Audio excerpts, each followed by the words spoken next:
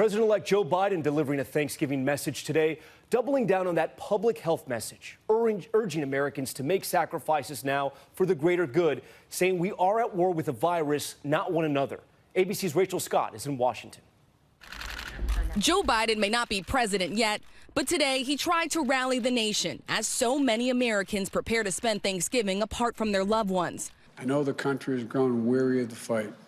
We need to remember we're at war with the virus, not with one another, not with each other. Biden telling Americans that his own Thanksgiving will also look a lot different this year. Just 3 of his family members gathered around the dinner table, but he urged people to hang tight because a vaccine is around the corner. There's real hope, tangible hope. So hang on. Don't let yourself surrender to the fatigue, which I understand it is real fatigue. I know we can and we will beat this virus. America's not going to lose this war. Biden, who has known so much loss in his own life, doing something the current president has not, acknowledging the deeply painful fact that more than 250,000 Americans have lost their lives to the virus. Believe me, I know. I remember that first Thanksgiving, the empty chair, the silence takes your breath away. It's really hard to care. It's hard to give thanks.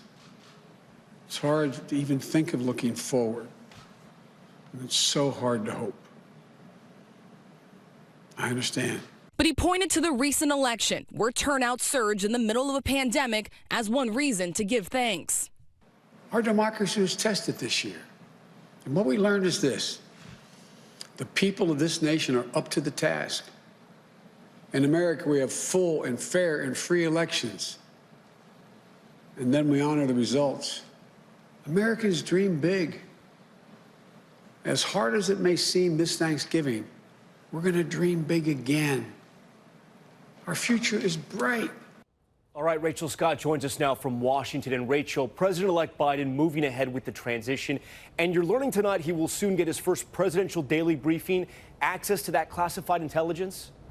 Tom, after a 3-week delay, President-elect Joe Biden will receive his first presidential daily brief on Monday. And next week, he's also preparing to announce his economic team. Sources tell us he plans to tap Janet Yellen to serve as Secretary of Treasury. Tom, if confirmed, she would be the first woman. Tom? All right, Rachel, thank you for that. I want to get to that breaking news now from the White House. President Trump pardoning Michael Flynn, his first national security advisor who pled guilty twice to lying to the FBI. Let's bring in ABC's Chief Justice correspondent Pierre Thomas. And Pierre, this pardon effectively brings to an end the longest, most drawn-out legal saga of the Trump administration.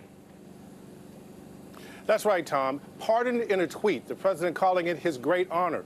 Michael Flynn lasted just 22 days on the job before he was fired for lying to Vice President Pence about a phone call with the Russian ambassador.